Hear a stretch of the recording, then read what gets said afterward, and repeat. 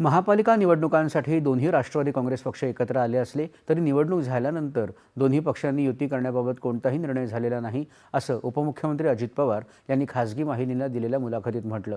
कार्यकर्त्यांची इच्छा असली तरी दोन्ही पक्षातले नेते चर्चा करून ठरवतील, मात्र त्यावर अद्याप काहीच चर्चा झाली नसल्याचं पवार यांनी सांगितलं.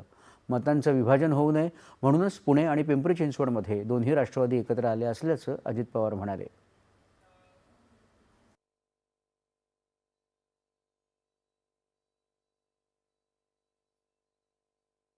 उसके बारे में अभी हमने कुछ सोचा नहीं है, क्योंकि आज लास्ट डे है प्रचार का, तो वो पहला होकर वोटिंग ठीक तरह से कैसे होना चाहिए वो उसके बारे में हम ज्यादा ध्यान दे रहे हैं. इसीलिए उस एंगल से हमने कभी सोचा नहीं है. खाली कार्यकर्ता नहीं, दो बाजू के लीडरों के साथ भी बात करनी पड़ेगी, क्योंकि आखिर पार्टी लीडर लोग चलाते हैं.